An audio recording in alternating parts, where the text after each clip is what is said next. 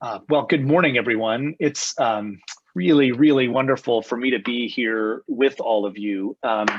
I had such a great time at the 8:30 service with that congregation, and it was clear to me, even in this limited way on Zoom, what a vibrant and joyful and loving and wonderful community Christ Church is. So I'm just thrilled to be here with you and look forward to our conversation after this service. I've known your rector, Pastor Anna, for a while. She and I were both part of the same missional leadership cohort program at Luther Seminary a number of years ago. And in fact, we were in that program when she was called to be your rector. So I want you to know what all of you already know, which is Pastor Anna is an extraordinary priest, a wonderful colleague, and a real gift, not only to Christ Church, but to our diocese. So really glad that she's here. And Molly, someone that you raised up for priesthood, who's here, is a brand new priest in our diocese, but quickly becoming a leader and a deeply respected and beloved colleague to so many. So really great to be with you. I feel like I've known Christ Church for a while, but it's great to be able to meet you as close to in person as we're able to. Many of you know that I grew up in Nebraska. I grew up in the western part of Nebraska in a town called North Platte. And what most people who have not lived in Nebraska know of Nebraska is that they have normally driven through Nebraska on their way most of the time to Colorado. And if you drive through Nebraska, then you have driven through on Interstate 80. And Interstate 80 runs the entire length of the state from the eastern end to the western end. And if you drive the whole thing, it takes about 9 hours to drive from one side of the state to the other. And with just a couple of small exceptions, Interstate 80 through those 9 hours of Nebraska is as straight as an arrow. Nebraska is one big, wide open space. And so to call for a straight highway through Nebraska is really not asking very much at all. It's about the easiest thing in the world to build a straight highway through a landscape like Nebraska. So as a native Nebraskan, when I hear the prophet Isaiah this morning or John the Baptist calling for us to make a straight pathway for God, my immediate reaction is, what's the big deal? That's the easiest thing in the world. But in the land of Israel and Palestine, where the prophet Isaiah wrote and where John the Baptist was preaching and teaching, it's a whole different story. So the landscape of Israel and Palestine is about the hardest landscape you can imagine to make a straight highway through. So, for example, the cities of Jerusalem and Jericho are only separated by about 17 miles. They're only 17 miles apart, but the elevation difference between Jerusalem and Jericho is about 3,000 feet over those 17 miles. So it can be 95 degrees in Jericho, which is right on the shores of the Dead Sea, and 17 miles away, it can be snowing in Jerusalem. So when Mark introduces at the very beginning of his gospel this kind of crazy, nutty figure of John the Baptist, and he quotes Isaiah saying to make a straight pathway in the desert, that was really saying something big. It was really asking for something that was almost unimaginable in that landscape. If you have ever been to the Holy Land and driven the highway that runs between Jerusalem and Jericho, there's not one single moment in that highway where things are straight.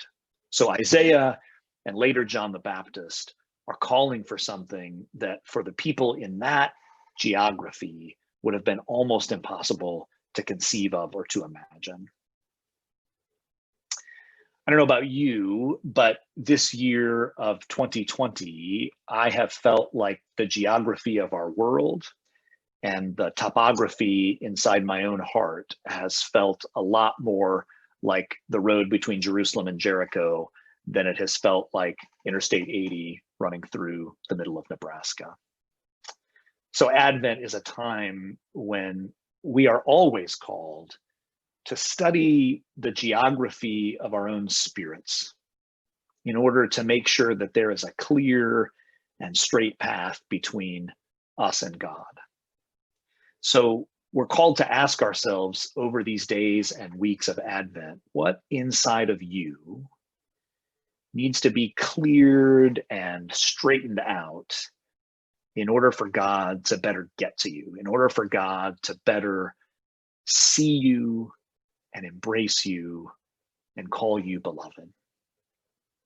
What are the hills, the jagged hills of anger or bitterness or resentment that God needs to come and help you let go of or forgive? What are the deeper valleys where the mountains feel like they're closing in on you, the valleys of worry or sadness that you're being invited to give over more fully to God's power in order for God to level out the pathway?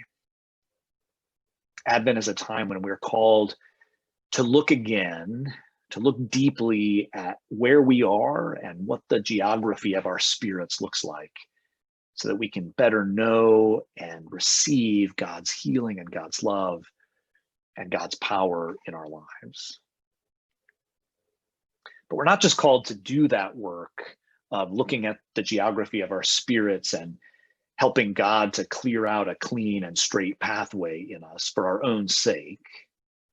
We're also called to do that so that we can look at the geography of the world around us, the geography in our communities and in our places of work and in all the spaces that we're called to inhabit, so that we can be extensions of that same love and comfort to a world that in so many ways is broken and hurting. Not only has 2020 been painful and hard for every single one of us, it has also exposed massive injustices and unevenness and inequities in race and in class and in politics and on and on and on. This year, as much as anything, has exposed just how rough and jagged the landscape of our nation really is.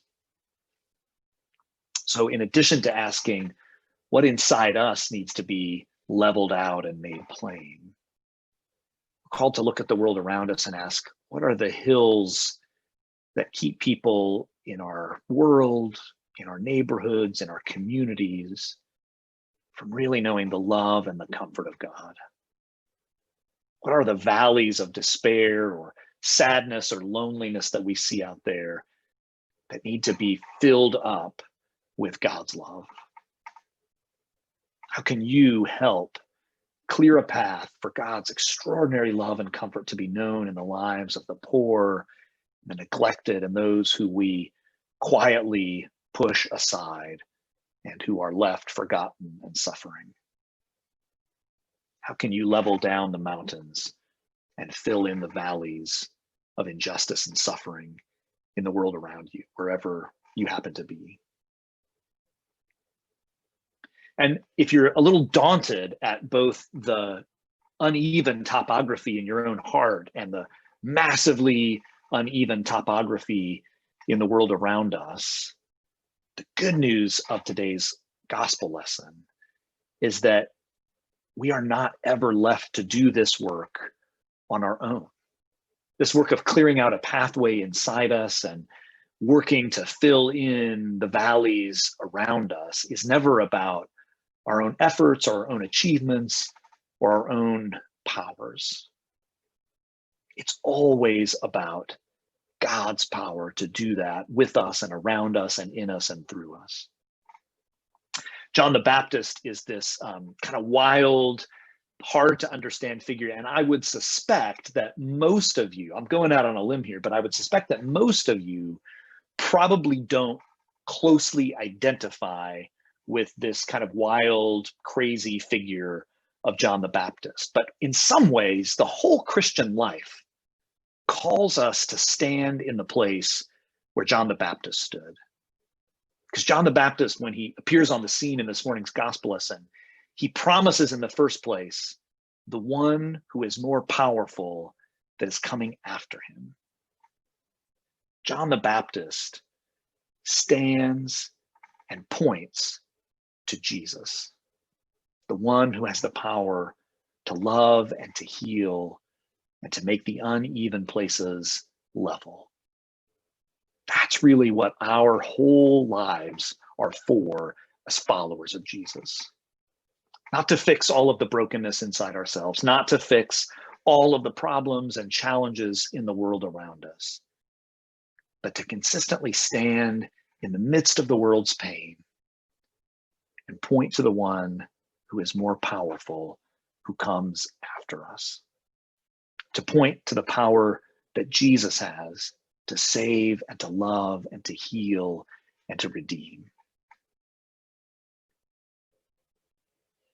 So this Advent, at the end of what's been one of the hardest years that any of us have known in our lifetimes, spend some time inviting the one who is more powerful to come and clear a pathway within you. Invite the one who is more powerful to make a straight path in your own heart, in the life of your family, of your coworkers, your school, your community. And then look at the world around you. Look at the people who are right in front of you and ask, how can you join God in announcing the beginning of the good news, in announcing God's power to raise up everything that has been broken down and to love everything that has been lost? How can you use your life to join Jesus and John the Baptist in the world of announcing that because of the life, death, and resurrection of Jesus Christ, there is no one so far gone that they cannot be found. There is nothing too broken that it cannot be healed with love. And there is nothing so dead that it cannot be raised up again to new and glorious and everlasting life.